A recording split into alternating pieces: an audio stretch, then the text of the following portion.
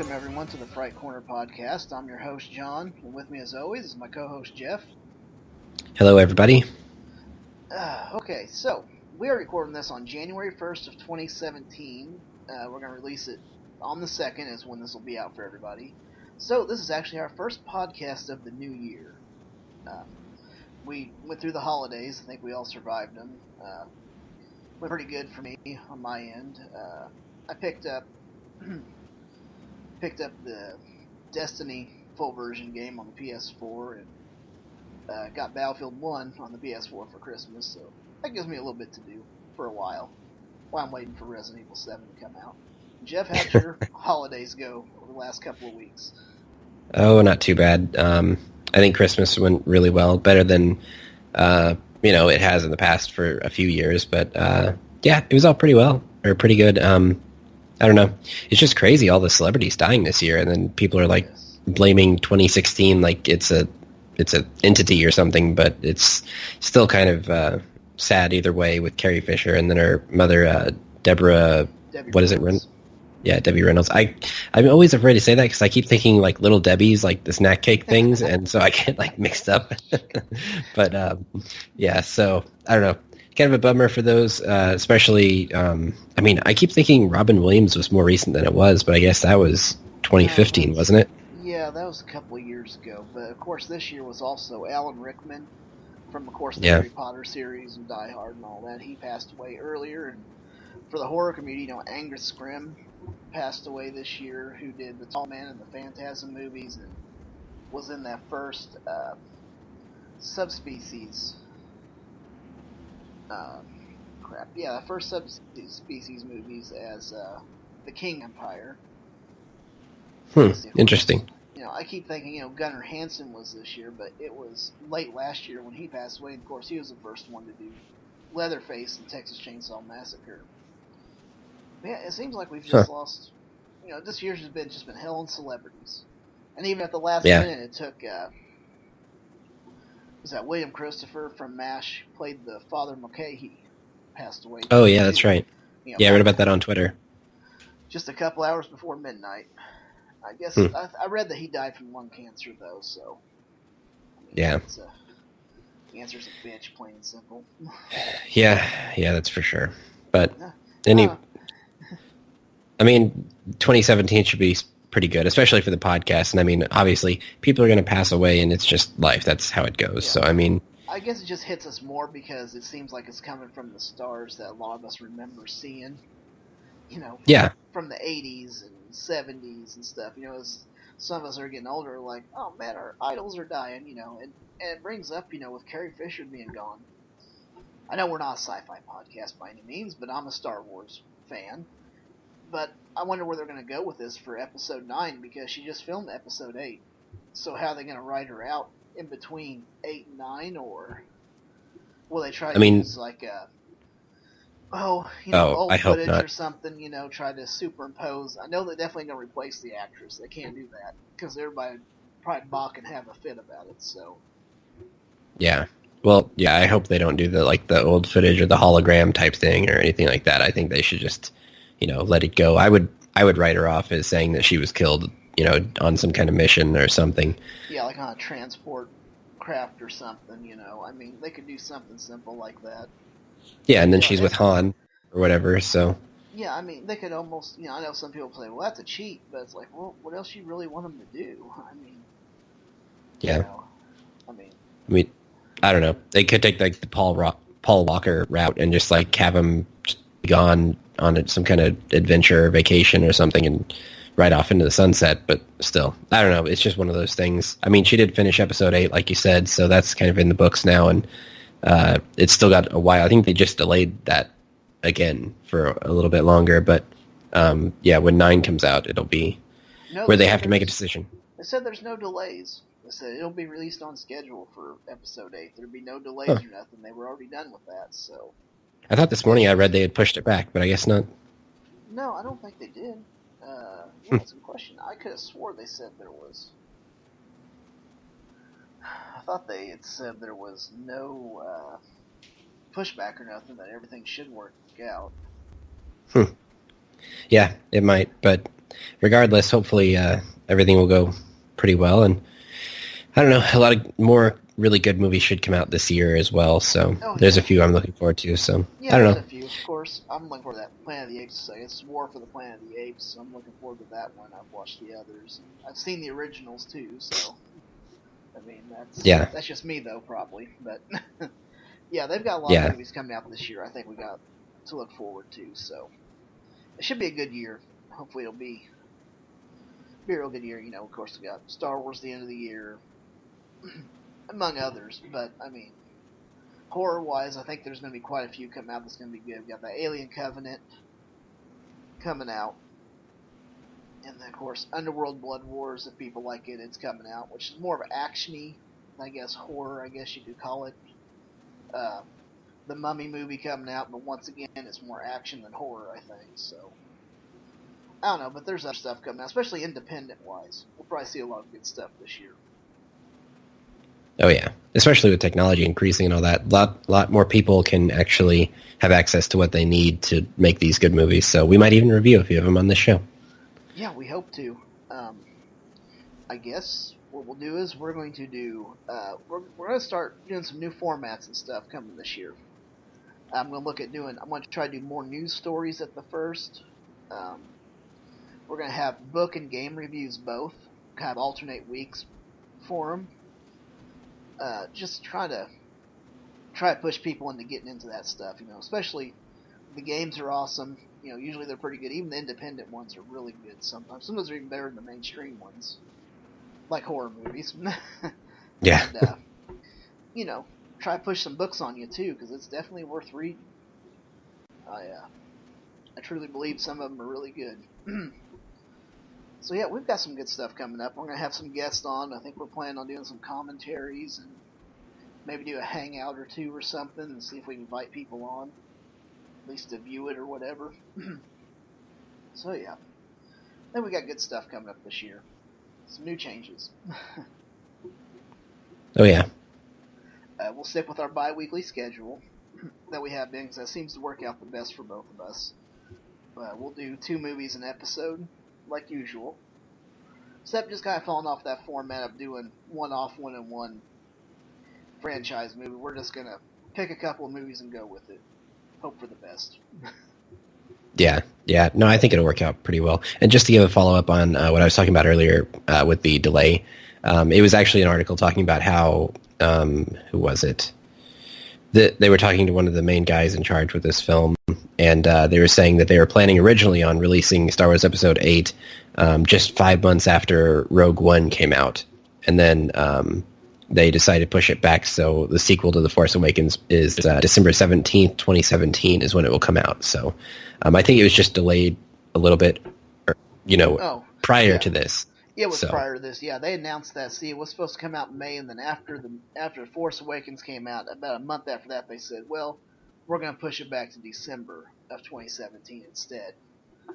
Yeah. So, they kind of add some more time on there, but whatever. Yeah, I think they said script rewrites or something. There was some of that and some reshoots and stuff. It didn't take them long to shoot the movie, but post-production is just a lot into it, especially for those types of movies. Yeah, all those special effects. I mean, they have such a standard for high quality that they can't short themselves. So I'd rather take the time and get it right than rush it. Yeah, for sure. So speaking of special effects, there weren't a whole lot in this next film that we're going to talk about. Yes, that's very true. We have a couple of movies tonight. Our first one was Jeff's pick. It's Knights of Badassdom from 2013. Then my pick was Madman from 1981. We're going to start with Knights of Badassdom from 2013. It's IMDb has it a 5.7 out of 10. You can find it on Netflix for free right now. Let's see. It was directed by Joe Lynch. Writers Kevin Dreyfuss and Matt Wall. 2 of the biggest names in the movie, I think, that we agree on is Steve Zahn and Peter Dinklage are in it. So, Jeff, I'll let you do the plot, and since this is your pick, you can start out with it. Okay. So basically, this movie, is going to be good just because of the title, Knights of Badassdom. And basically, it revolves around live-action role players conjuring up a demon from hell by mistake, and they must deal with the consequences. And that's literally the entire plot. So it's not like a super deep, crazy movie. I mean, it's kind of like a dark comedy, I guess, but not really that dark. Like, it's not like comedy based off, oh, I accidentally chopped the guy's arm off. Yeah, nothing like that. It's basically like they're doing this LARPing. You know, if you don't know what LARPing is, it's, like I said, live action role playing. And it's kind of where you make these outfits and use like foam swords and make different weapons and stuff. And it's kind of like a real life video game almost. Like, you get together and, you know, I think it's cool personally. I've not really done a whole lot of it, but it's not expensive to get into, and it's good exercise and socializing and stuff like that. And you really have to think, because you have to like make up your character and all this stuff. So anyway, so these guys are going out and doing that. And Peter Dinklage is one of the guys who does the LARPing quite a bit. And so, yeah, they just kind of go out and they find this book, and they read from the book, and they turns out that the book is actually like a real spell book or something. And so they read this and summon a demon, or it turns out to be a succubus, I think is what it would be called. But and it comes in the form of the main character's ex-girlfriend, who had just dumped him, and so he's bummed out. And so they decide to go do some LARPing with his friends, and that's when they accidentally summon this thing, and they have to fight it. And obviously fighting a demon from hell with foam swords isn't going to work out too well. So overall, I thought the movie was really funny. I mean, it barely skirts the horror genre. Like, it just kind of gets away with it. But then when it does bring in like the gore and the violence and stuff, like, it lays it on pretty heavy. So I liked it a lot. And, you know, Peter Dinklage isn't in it a ton. Like, he's not in the entire film, but he's in about half of it, if not a little more. So it was really good to see him in this role, especially because he's kind of like that character he was from Pixels, where it's kind of like this goofy, outgoing, you know, just like I'm better than you type character. And so, yeah, and he was really good with the LARPing as well. I guess he was kind of a natural, and obviously he was a dwarf type character. So, I mean, it was just so hilarious to see him out there doing that, especially since he's in Game of Thrones, like doing this for real. So, yeah, I don't know. Overall, I really liked it. There was enough violence to justify it, like I said, as being a horror film. It was in the horror genre on Netflix. So I liked it quite a bit. I mean, I thought it was maybe better than my last pick. I can't say for sure. But anyway, John, what did you think? Actually, it wasn't that bad of a movie. I laughed my ass off, and that's the truth. I enjoyed it. I mean, like you said, it does skip the horror thing, but I mean, when they bring the gore in, I mean, you know, ripping people's hearts out and stuff, it's pretty gory. I mean, I'll give them that. And it was mostly practical. There wasn't a whole lot of CGI in the movie. But like I said, there wasn't a whole lot of special effects, period. I mean, you know, some fake hearts and some blood and stuff, but that's all you need. I think it was plenty. And yeah. And it was fun. I mean, especially from somebody like me. I played Dungeons and Dragons when I was younger. I've done Magic the Gathering, the card game, and doing some of the other board games and stuff like that are strategy based like that. So to me, it was pretty neat. It's kind of fun. And it has a lot of really good music in it too, John. I know you appreciate that part of it. Yes, some doom metal. That's what they keep calling themselves, doom metal, but it's more or less heavy metal, hard metal. Some really good riffs and stuff. It was enjoyable. It wasn't, you know, standard, you know, classical music. It was hardcore heavy metal music playing in the background a lot of the times, especially during battle scenes and stuff. That was, all in all, it wasn't that bad. I mean, I was kind of wondering. I thought, okay, he's picking this one. I was looking it up, and I thought, well, it says comedy horror, so, you know, they put the comedy first, so that was right of them. Had they said horror comedy, I would have had a problem with it, but they put it on there as comedy horror, so. Yeah. You know, I don't know, wasn't that bad. I mean, I had a good time watching it by all means. And I think that if you like that fantasy role playing and stuff like that, for sure, I'd definitely watch it. You know, if you like Dungeons and Dragons, any of that stuff. What's the computer game? Warcraft. Yeah, World of Warcraft. Even like Baldur's Gate, all those kind of things. Yeah, I mean, bit of Elder Scrolls too. I mean, in all honesty, because that's, you know, we're doing LARPing and Elder Scrolls in a way. So Yeah, I mean, we're talking medieval role playing, so I mean, Yeah. it's kind of the same thing.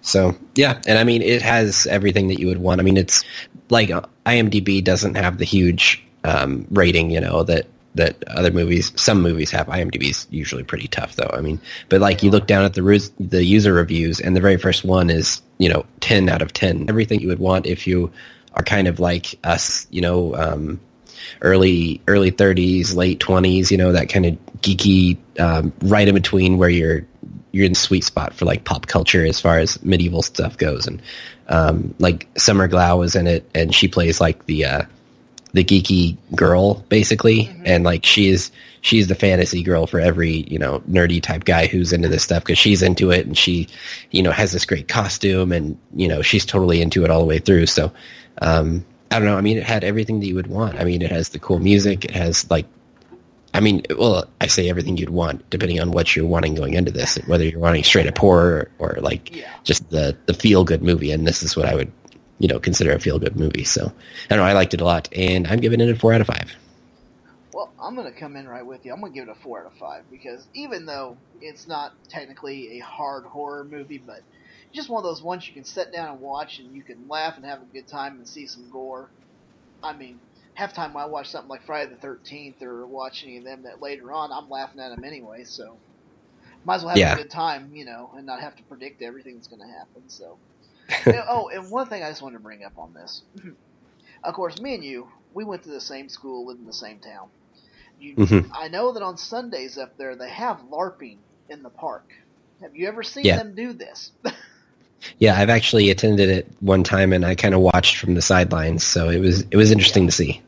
Well, I usually see it because if I go down and see my parents or whatever from where I live, and we'll come through on a Sunday and you see them all out there ready to go, and it's like, well, it's kind of neat because at least they're going out and doing something. I mean, more Yeah. props to them, but it just surprised me that I guess it's in more places than what you think. I always figured it in bigger cities and stuff like that, but I haven't checked around where I live here. I'm sure there's probably some of them that do it, but it's not as Yeah. heavy There here. probably is.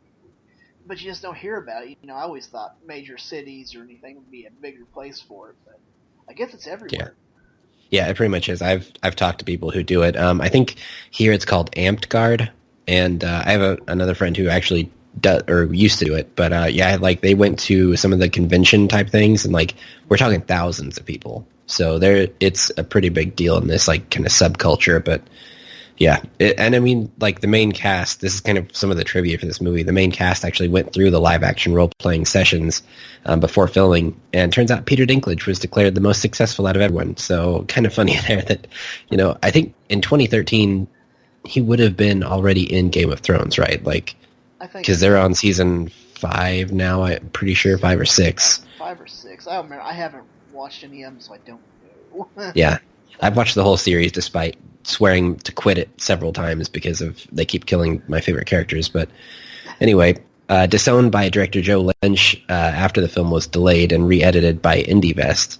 The Temples of Syrinx, I think that's how you say it, or Syrinx, is a reference to a song 2112 by Rush, which a lot of people see. Like, there's all these little references in here to this like classic rock type thing as well. So I think like really people our age will really enjoy this. Like the Battle of Evermore is also the name of a popular Led Zeppelin song. Yeah. Let's see, wasn't one of the LARPers that referred himself as King Diamond, which is obviously lead vocalist of Merciful Fate, known as King Diamond. I mean, Yeah. and then one of them said King Carey, which looked it up here to say it was a reference to the Slayer guitarist Kerry King. So it's like they just kind of threw it all together. So I mean, you're gonna hear something that you're gonna pick up with, no matter what your age. If you're anywhere between the 20s to 40s, you're gonna pick it up. Be like, Yeah. oh Yeah. hell, I know what that's reference to. Yeah, exactly. And also, if you are watching Westworld right now, if anybody out there, one of the main, Jimmy Simpson, is actually in this movie as well, and he plays kind of the moderator for the LARPing, kind of like the rule guy who follows everyone around and makes sure they're doing what they're supposed to do. And it's really a funny character to see him play, considering the type of person he is in Westworld. So, Oh yeah, neat that's little right. thing there. He was the one that had his monster book stuck together. Yeah, Stuck it together, as they call it. When you see the movie, you'll know why. It's fucking yeah, hilarious. I can't help it. That shit's funny. yeah, And another thing I wanted to bring up, though, they said they use foam swords and stuff, but yet here's Peter Dinklage and Steve Zahn, his buddies, they've got real weapons on the side, though. So, you gotta trust steel. What? I thought this was supposed to be foam. Not out here. Yeah, they dabble in the drug use a little bit too, so I think they kind of like really take it seriously sometimes. And so I don't know. I don't think it ever explained why they carried those around in the back of their van, but it never really did. I think they were selling them to other people for authentic type, imitation weapons or whatever. I think they were selling them on the side, but Peter that Dinklage, makes sense. he enjoys himself with some shrooms when they first get there, and he's doing some stuff outside the van. It's just great. Yeah, and so then when the succubus does show up and they get the real weapons out of the van, it's pretty funny. And like Summer Glau, it turns out to be her cousin, I think. Yeah. He just stays in that role. Yeah, he's in character the entire time. Like, he thinks LARPing is real life, and so like it is hilarious to see him doing all this stuff and like defending your honor and things like that. So it's pretty hilarious. But I definitely recommend watching it. So. Oh yeah, I definitely do. That's pretty good. I enjoyed it a little too much, probably. Yeah, check it out. It's on Netflix for free. So. Oh yeah. It's a little over an hour long. It's like an hour and 25 minutes. So you're not a whole lot of time, and I think you'll enjoy it if you like that kind of stuff. And if you want to see some gore, it is there too. So. Yeah. All right. Okay, I guess we'll finish up there. We're gonna go on to. My pick this week was Madman, which from 81, 82, whatever you want to call it. I guess it premiered in 81, but didn't get wide release till 82, before it actually came out. So, it's got a 5.4 out of 10 on IMDb. It was, the director was Joe Giannone, and he was also one of the writers, storyboard, and he done a lot of stuff with it. This is more of an independent film. The stars that are in it, they really didn't go on to do anything, so they're not even worth mentioning. But yeah, I guess to sum it up, this movie is... there's a camp.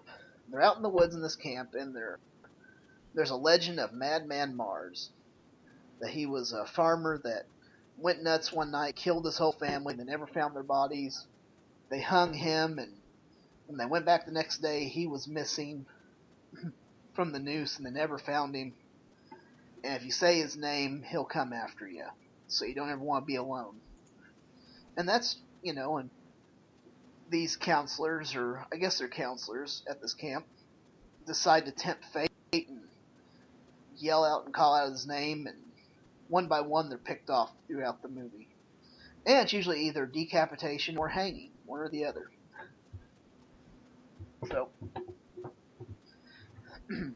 So I guess my first impression of it was I wasn't sure what to think about it.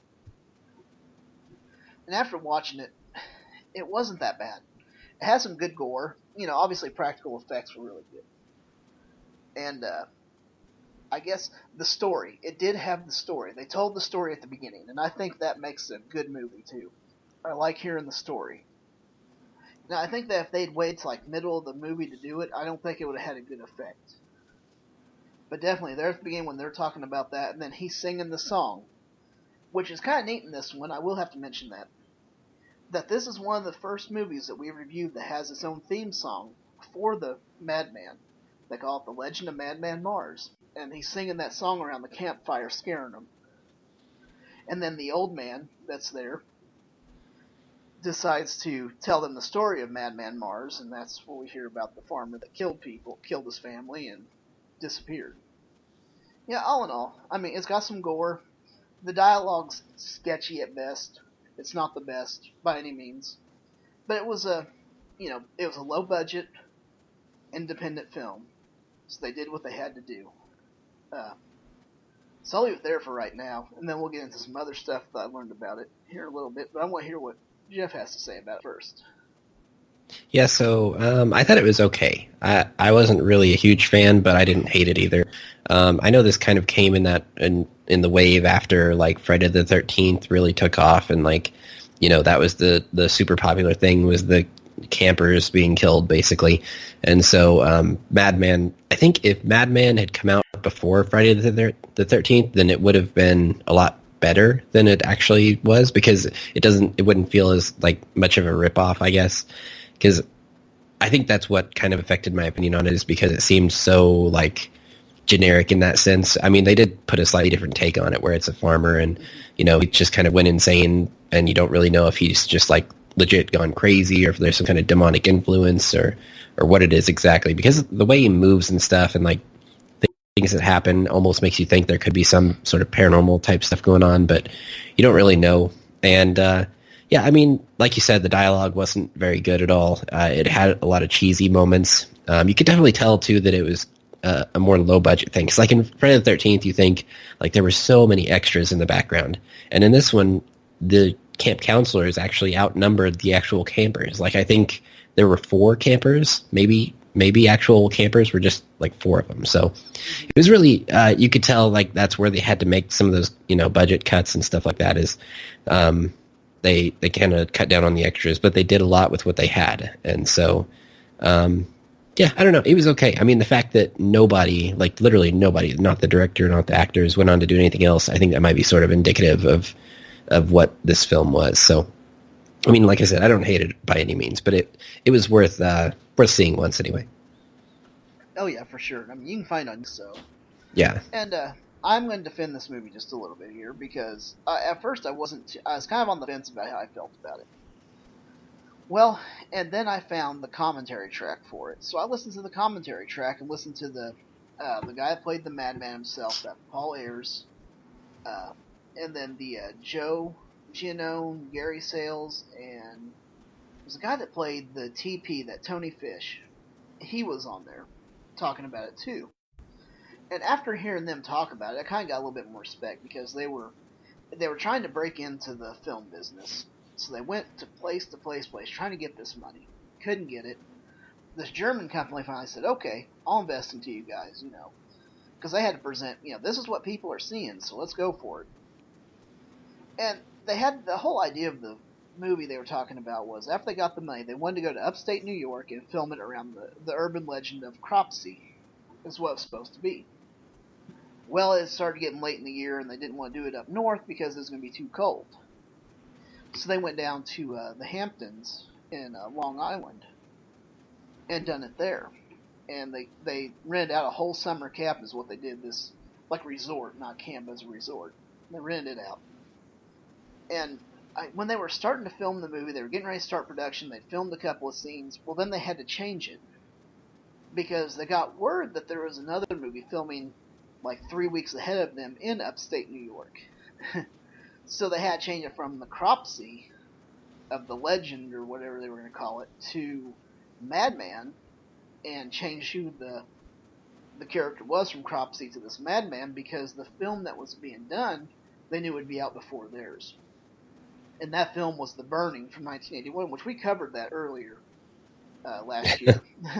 So, it's funny that you say that, because at one point during the movie, I was almost like, am I watching The Burning right now? I mean, virtually. I mean, when they heard that, they stopped everything, and they went and they rewrote, you know, to take that part of it out, and called their investor and said, this is what we're having to do. Are you okay with this? Well, the investor said, do whatever you have to do to get this movie out, because I'm invested now, we have to do it. So it was just kind of neat. I mean, I thought that was a neat little story behind it. This guy that played the Madman Mars, played Mars himself, he was extensively trained in martial arts at the time. And he said he got the job. They were telling him he got a job because he could swing the axe physically as close to a person as he could without hitting them. And they said, that's who we want. They wanted authentic. But it was just kind of neat, you know. And then, you know, the producer, this Gary Sales, he wrote 3 of the songs. He wrote the Madman song. He wrote the song that's in the hot tub at the sex scene, or whatever. Kind of sex scene, whatever you want to call that. Most awkward sex scene ever. Yes, very, very awkward. We're just swimming in circles together. Swimming in circles. Which, according to this, whoever that was that played TP, this Tony Fish, he said that he had a lot of off-screen practice with her, though, for that scene. So he said it was a beautiful place, and they didn't want to waste it. Yeah, there you go. But no, I mean, he wrote another song that was later on in the movie. But no, It was all right. I mean, I think I appreciate the fact that they done. Music wasn't the big thing in this by any means. And what it was the director said that because they first went in there wanting like close to 500,000 to do the movie. Well, I think they wound up getting maybe 300,000 to do it, so that cut their budget quite a bit.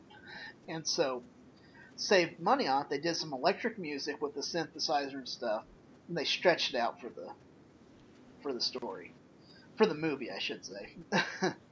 Yeah. So, but you mentioned something about Jeff. What did you think about that? Oh, the synthesizer stuff I didn't really care for. I thought it was a little overused and stuff like that. I mean, I didn't really care for the soundtrack at all, but like you said, the Madman song itself was pretty good. I did, I kind of admire the fact they were able to put that one together. But yeah, I mean, it wasn't bad. I mean, the other sound was really good. Like the sound of the guy hanging. I mean, I mean, I've never heard one before, but it was almost like too real. You know what I mean? Oh yeah, they talked about that.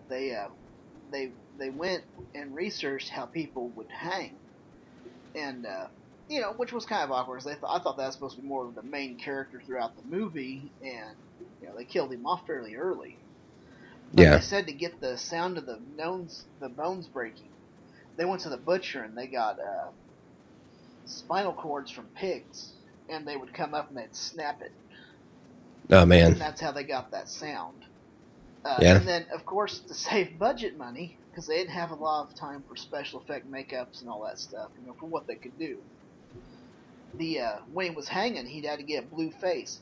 He took a rubber band and put it around his neck to choke himself out to get blue for the scene. I mean, this guy was hard. I mean, he was invested 100% in this movie, apparently. So yeah, that's dedication. But there's just little things like that was kind of neat to hear on the commentary. The commentary track is really neat. If you've watched the movie and you go back and you find the commentary, listen to the commentary. They recorded it like in 2002. So it's an older commentary track. It's his first one. It came out on DVD at the time. So it was just kind of neat listening to him talk about it. And I think it gave me a little bit more respect for the movie. They talked about some of the special effects. They wanted, obviously a lot of decapitations and is the majority of the kills in the movie. And they talked about how they done some of the effects with the blood, hit it with the axe to make it look splattery.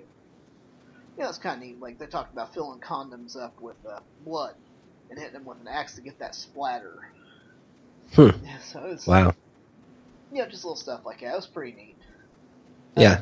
So I guess for me, I'm gonna give this movie a 4 out of 5. It's not the best by any means, but I think it has a place, and I think that it had come out, like I said, before Friday the 13th, after Halloween. It may have continued on, but I think because of the time it came out, because it came out after The Burning, which had already come out, so virtually the same movie in a way. Then you had Friday the 13th Part 2 coming up that same year. So it just kind of got buried, I think, in all the mess and all of that. And in fact, they actually had, I gotta bring this up real quick and I'll let you go, Jeff, but when they talked on the commentary, they actually wrote a sequel for the movie, and it wasn't going to have Madman Mars in it. They said, okay, declared him dead, burned up in the house or whatever with everybody else. But the guy that started the whole thing, that was walking in the road at the end, they said their idea was he was supposed to be the one blamed for all the murders. He'd go to the insane asylum and then come out and be really fucked up and go start doing it again. Kind of keeping the legend going. The legend continues. It's supposed to be Madman 2, The Legend Continues, or something like that. But the company didn't want to do a sequel after this one came out, so. But they said they'd be all for it, though. They'd love to do a sequel to it. With that idea that he went away and comes back and he continues the legend. Wow. Yeah, that'd be good. I mean, it might be better than the original, actually. I mean, I think it's kind of neat because they're not reusing the same killer. Yeah. I mean, nothing wrong with that, I guess, but for this type of movie, I really think it should be a different killer. Yeah. Like a new, I mean, well, because the director's already passed away like 6 years ago, so. Yeah, definitely. And I mean, he was the guy who came up with the whole thing to begin with, so. Yep. Joji Unknown, or however you say that. Yeah. Yep. Okay, so where are you gonna rate this? Final thoughts on it? Final thoughts. It's not bad. You can watch it for free or on YouTube, or you can, that commentary version is also free on YouTube. And you can also pick up the movie on Blu-ray as well. I think it just had a re-release not too long ago, so it's available there. But for me, I'm going to give it probably a 3.5 out of 5. Just because, like I said, it's a decent movie. Didn't hate it, but didn't really love it either. So it's got its place. It's kind of like some of these other cult classics. So it has a place. It's a unique take on the Friday the 13th type story. So. Mm-hmm. Oh yeah, for sure. All in all, not bad. I recommend both these movies. I think people need to watch both of them. So find them, and in fact, I think the Madman's on that. If you have Roku, I think it's at Tubi TV. It's funny how this older movie is so widely available in so many places. It's pretty neat.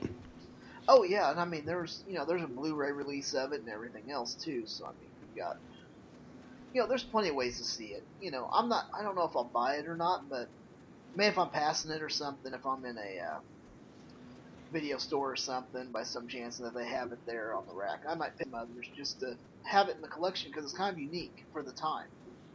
Yeah, I mean, these guys tried their hardest to get it out there, so. Yeah. Yeah, I don't have anything else to say about it, so yeah. I think I'll close out our reviews. We'll go ahead and probably end this episode for our first episode of the year, with many more to come. It's on Twitter at the Fright Corner, and join the Facebook group. I have a public group, just come join it. I try to keep it things going on. I think I'm going to post the Madman theme. They have a YouTube video of it, of the Madman theme. I think I'm going to post that on there with the lyrics for people to check out. Jeff, where can they find you at on Twitter? On Twitter, I'm at Darkonvail, DARKONVAIL. That's my gamer tag, basically, and that's kind of what I use for anything online. So yeah, at Darkonvail on Twitter. And I'm also on Instagram at Jeff Jarman. Go to jeffjarman.tk and find most everything that we've got going on. You can find the podcast there as well, frightcorner.tk. But I do a lot of gaming videos if you're into that sort of thing as stuff. So hopefully you'll laugh quite a bit if you watch my videos. But yeah, lots of stuff going on this year and pretty excited. We're going to be trying out some new format stuff like you said, John, with this podcast, and we'll see where it goes. Yeah, absolutely. Of course, go to the website, frightcorner.tk, or jeffjarman.tk, wherever you want to go to. You'll find all the stuff there. YouTube has, and John, you're going to be doing some blogs, right?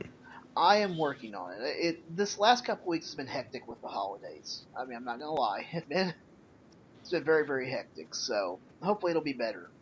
Yeah, especially with the new year. I mean, we've got kind of a fresh start. So yeah, fresh start, good stuff.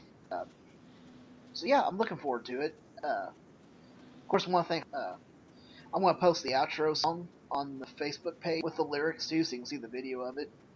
Definitely worth checking out. I already did the first one, Gorehound, which is our opening. I posted it for everybody to see. Yeah, but other than that, YouTube. You can go to YouTube, the Fright Corner.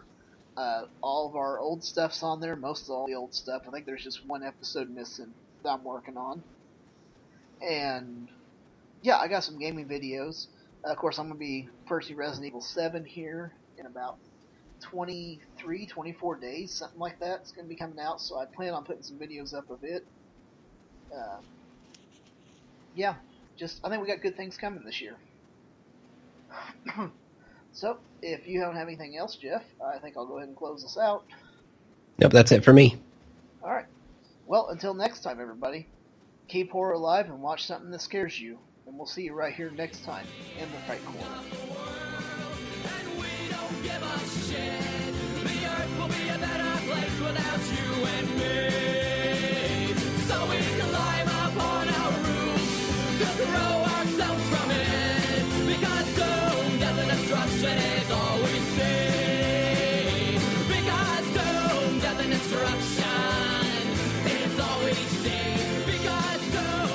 Destruction is all